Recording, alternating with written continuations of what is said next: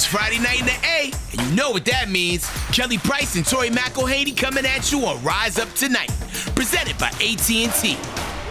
Atlanta, we are so blessed right now. Braves back-to-back-to-back, six-time NL East champs. Red helmets coming back to the Benz for the Falcons this week. The Falcons are 1-0 for the first time since 2017. All good things, Tori, all good things. We're feeling good, and I think it's also the first 1-0 start at home since 2015. So Falcons fans should be feeling pretty good about this week. Absolutely. Well, of course, the most important thing is the win, but let's huddle up about how it happened and where the Falcons go from here. Let's huddle up with Kelly and Tori on the world of Falcons football. Both sides of the ball took some time to settle in, right? And I guess that's to be expected after very limited reps in the preseason. But Arthur Smith pointed this out after the game, and I felt the same way, both on offense and on defense. Atlanta wore Carolina down in this game, and even if it took a minute, the trajectory that they took was positive, and that's an evolution that you want to see, a positive evolution. Right, you're right. And look, the Falcons have some things that they want to clean up. They need to be better in the pass game. They know that. They want to get after the quarterback earlier. They also know that too. But for every negative, there was a positive. The run game still works. Jesse Bates III, he's a menace. So yes, you take the good with the not so good and you learn from it. It's week 2 after all. But there are reasons to be optimistic. Okay, we always want to be optimistic. And this defense knows it needs to be more consistent from the very first snap. I'd like to see the Dirty Birds dialing up some pressure early and often, especially against a young quarterback in Jordan Love. Yeah. On the road, especially if the crowd at the Benz is as rowdy as it was on Sunday. That crowd looked insane. I was a little surprised to see the Bears not blitz Jordan Love as much last week, and I think the looks of this Ryan Nielsen defense could trick him if the Falcons execute it. I agree, and you're right. They would like to start faster, and look, this defense in front doesn't want Jesse Bates to be the leading tackler if he doesn't have to be. So I do think that this front seven has some things up their sleeve for this coming Sunday. They want to make Jordan Love as uncomfortable throughout the entire game as they made Bryce Young in the second half of the last game. That and Calais Campbell is still looking for that 100th sack. Something to watch. All right, let's talk about the ground game. It's going to be huge for both the Pack and the Birds in this one. These are two teams that believe in running the dang ball, even if the running back devaluation era is currently going on. And each of these squads have two of their very different own running backs. For Green Bay, A.J. Dillon, a downhill bruiser, Aaron Jones, that explosive threat. And we, of course, know what the Falcons have in Bijan Robinson and Tyler Algier. How fun is it going to be to kind of watch this play out on Sunday? Well, y'all already know how much Kelly and I love a run the dang ball moment. Of course. And we very well could be watching a track meet on Sunday. But I think you raised such a good point that a storyline of this game involves the run game. Both of these teams want to exhaust you at the line of scrimmage. I really think this could be another situation where we're looking at the victor of this game being the team that wears down their opponent and wins the turnover margin too. Can Atlanta make those two themes their bread and butter? I'm honestly curious to see. Should be a good one to watch. Well, it's week 1, but the Falcons are in mid-season form in the fashion department, y'all. We are walking in, presented by Wells Fargo. Of course, we got to start with the NFC Defensive Player of the Week, Jesse Bates. Shout out to him, wearing my favorite color, green. I love how simple, how clean this is. He really meant business when he walked in with this fit. So his fit matches my nails and my dress. So I have to compliment. And I have no complaints. I also kind of love the subtle ribbing detail on the shirt. It kind of adds some fun symmetry to it. No complaints, no notes, Jesse. Next up, gotta go with the Rook, Matthew Bergeron, getting his first start in his first game as a pro. He's a dog. He knows it. His shirt knows it. He is too cool to even acknowledge the camera here. Big dog's gotta eat, you know? And hey, I appreciate this mentality coming into week 1. As a first-time starter in this league, you gotta do what you gotta do to get that confidence up. That's great. We love to see it. Next up, if you know anything about Tori and I, it's that we love a matching set. I mean, obviously. Michael Pruitt, well done, sir. It's giving vacation in the Bahamas. It's giving weekend vibes. It is giving comfort most of all. Okay, I love this. Like, love this, love this. Like, I want this set for myself. Love this. Right, like, can you tell me where you got that, Michael? Finally, we give a lot of love to Grady Jarrett on walk-in in most weeks out of the year, but let's hear it for his D-line mate here, David Onyemata. A similar vibe to Jesse Bates. Like, actually, they might be wearing the same top in different colors. This is something we discussed. I love the simplicity of this fashion statement as well. You just can't go wrong with black and white. Yeah, Kelly and I have gone back and forth that we really do think that Jesse and David were matching on Sunday. And look, look, I'm more than happy about that development. Hey, Falcons defenders in sync on and off the field. You love to see it.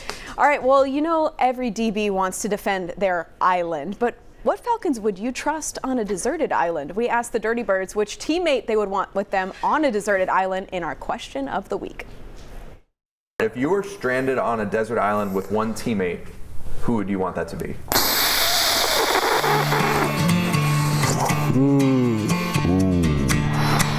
A desert island with one teammate. I gotta go with Caleb McGarry. Caleb McGarry. I think that he's a fairly resourceful person that would get us off that island. Calais Campbell. That's quick. Yeah, for sure. He's big, wise. I would say old man, but he's not an old man. Based off of what I know so far, I think me and Grady will work well together, figure it out, you know. Try to find the quarterbacks on the island and demolish them. Probably like Jake or something like that, you know what I mean? He smart guy, big guy, you know, feel like, you know, if a lion or bear came out or something, he probably could, I send him, you know, to them. My boy D-Lo. That's my right-hand man. I'm with him all the time. Off season, in season, it don't matter. Yeah, good survival skills between you guys? You can figure it out, you know? I don't know about surviving skills, but we're not going to be bored. Hey, I mean, I guess that's a strategy. At least you'll have fun. There is only one correct answer, though, and it is Caleb McGarry. I think Troy Anderson could kind of come in at a close second, Montana boy, but Caleb McGarry is the answer to this question. Right, he's the hunter, he's the gatherer. He knows. And I was going to say Troy Anderson as well, would have been my pick. All right, well, still to come on Rise Up tonight, we get up and in there grilling with friend of the show, Chef J-Rob. He's got all the tasty tips for all of your tailgates later in the show. Plus, the Falcons gave a boost to the girls' flag football community this weekend. That story is coming up next on Rise Up Tonight. Rise Up Tonight is presented by AT&T and brought to you by the Georgia Lottery. Today could be the day. The Home Depot, how doers get more done. Mercedes-Benz, the best or nothing. And Truist, when you start with care, you get a different kind of bang. It's time to Rise Up Atlanta. Kelly and Tori are back on your home for Falcons football. Fox 5 Atlanta. Well, for years now, the Atlanta Falcons have been behind the explosion of flag football in the Peach State, and they continue to pour resources into growing the sport. As we rise up for Atlanta, brought to you by Truist. On Saturday, the Falcons hosted a free girls flag football clinic and coaching seminar at their Flowery Branch indoor facility. Coaches gained knowledge from the Falcons and NFL flag on things like how to field, build, and create a girls flag football team, while 300 high school athletes mastered skills, drills, and the fundamentals of girls flag football.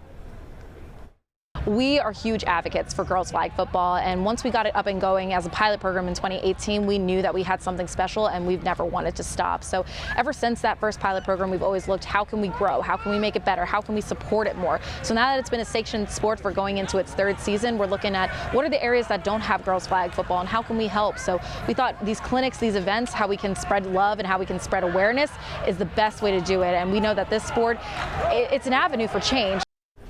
So two names we haven't talked about for the Falcons are Kyle Pitts and Drake London. In your notebook this week, you wrote about the usage or kind of lack thereof of the Falcons 2021 and 2022 first-round draft picks. I surely did, and I know this is the elephant in the room. And fantasy football owners of Drake London and Kyle Pitts, I know, are up in arms about their lack of targets. And here's the thing, if that's you, I don't blame you.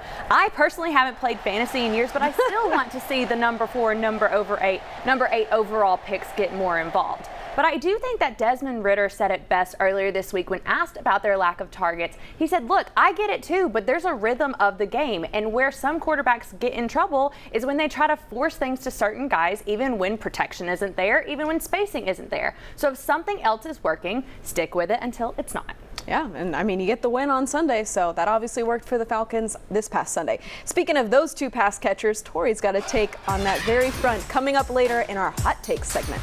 And come for the tantalizing tailgate food. Stay for the exciting announcement from Chef J-Rob as we go in the net with him next. It's almost game time, Falcons fans. When the Falcons sack the opposing QB at home, you'll score a BOGO free Big Zack snack meal the day after the game. Valid online only at Atlanta area stores. Welcome back to Rise Up Tonight. Let's head in the nest with Kelly, Tori, and this week's special guest, brought to you by Mercedes-Benz. Week 2 in the regular season of In the Nest. We are outside. We've got our tailgate gear. Tori and Kelly out here with our hats on. Justin Robinson, Chef J-Rob, is going to show us, I guess, how to make something really awesome for you guys to tailgate with. Yeah, I mean, the scene is perfect. This is in my backyard. So just like you can create these beautiful masterpieces in your backyard. Super simple. We're going to go through it, right? But before we get started, I got to show you what you're in the treat for, right? This right here, guys, is a beef dino rib. We got a nice, beautiful 4-bone rack. This already been smoked, so you don't have to watch my pretty face cook this the whole time, right? So we're gonna go through the steps on how to do this just in a second, but I'm gonna keep it just so that barbecue sauce can tack up, but we're gonna get to the sides, right? So I'm gonna go ahead and chop up the onion. We're about to make right now, guys, a bourbon braised red cabbage. So I'm glad you're cutting the onion, because for me, tears. Yeah. Do you have a secret to cutting onions without crying? Without crying? You know, that's a great question. I would just say a sharp knife to get it done quick. Okay. There you go. We're gonna go ahead and get this sliced up in a nice hot skillet so that we can just go ahead and flavor up that pan. A little bit of cherry tomatoes, already cut in halves. So all you gotta do is run it right down the middle and you have a beautiful half. And we're gonna add that to it. So Kelly, you can go ahead and toss in the onions. All right. But before you do, Tori, go ahead and give it a little squirt. I wanna see how far back you can squirt and make it into the pan. Bonus points for the friend. There you go. That's perfect. That's perfect. That's perfect. Great. That's pretty good. Onions in. Great. Go. So we're gonna go ahead and give this a nice little saute. Let this start working. We're gonna go ahead and add in our tomatoes as well, just to create a base, because those are gonna go ahead and sweat out, because tomatoes are water soluble, so it's gonna create a liquid. And we wanna get this as oily and dry, so when we add in our cabbage, which is a more water soluble vegetable, we can get a nice sear and a good crust on that, right? So I'm gonna go ahead and sprig off some rosemary. Just pick this from the garden behind y'all, right? Casual. Literally, he just did. Yeah. So it's as fresh as it gets, right? We're just gonna go ahead and sprig it off. All you're doing is finding the starting point. You're gonna take it and you're gonna pull back. So I want y'all to get some practice on it too. All right. Finish sprigging up the rest of this and put it right there. All right. We're gonna chop that in and add it into our dish. It's gonna add a beautiful fragrance and flavor. That's beautiful. Now she left you with the tips. So we're gonna see how it goes. I know, right? It don't get much easier than that, right? And so yet I'm still messing it up. Okay, that's perfect. So we got a twig, in the backyard, throw that out. And we're gonna give this a nice rough chop, right? So in the meantime, we're gonna season this up with a simple salt, pepper, and ranch seasoning. And just a couple shakes of this? Yeah, little shakes of that. That's perfect. That's perfect. It comes out really nice. It has the flaky salt, coarse black pepper. So you can salt bay this over into there we go. Hit us with the salt bay. Oh, that's beautiful. That's what I'm talking about. All right, cool. So I'm gonna give this a little toss. While I give this a toss, all right. I want you to sprinkle in some of the groupies, which is just pure ranch dry seasoning. Ooh. So I'm gonna give that a little toss. That's perfect. So this is getting started on the veggies, right? In the meantime, we gotta have a good starch. And what better starch than my Mac Attack? This is one of my go-to recipes, guys.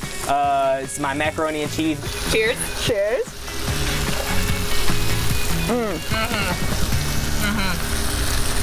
The silence should tell you everything. It really should. The Mac Attack is Mac Attacking. The crunch of the top is just so good. That's my favorite part. But it's still creamy on the inside. Love that. I'm going back in. We got our red cabbage in on high heat. You always want to cook with high heat so that you can get a nice braise on this, because once we add in that bourbon, it's going to be on and popping. Let's go ahead and bring the star of the show in, right? Shall we? Let's bring her in. Look at those beef dino ribs. We got a beautiful 4-plate dino rib. I'm actually going to bring this out so y'all can get a little better look. Get this in the sunlight, right? I mean, you can see the smoke coming up. We have this seasoned up with the keys and the groupies. Simple seasoning, but it's gonna be so flavorful. I actually used a jerk marinade as my binder. So we're gonna talk about binders as I bring this over to the table. So I'm gonna give this a nice scoop. Nice big spatula does the trick every time. That looks heavy. It is heavy.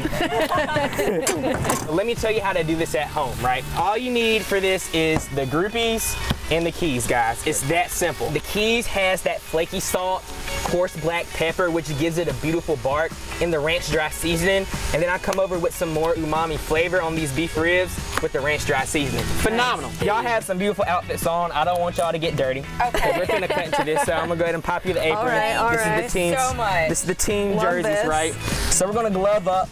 we're finna get into this real quick because We're gonna get messy? we're gonna get messy. Okay. It's time to get down and dirty, guys. This is the moment that, money can't buy. So as you can see, the beef rib plate runs at a slant, so you gotta slice it at an angle. Now I'm gonna slice this bad boy right down the middle. So can someone hold this one right here? Perfect.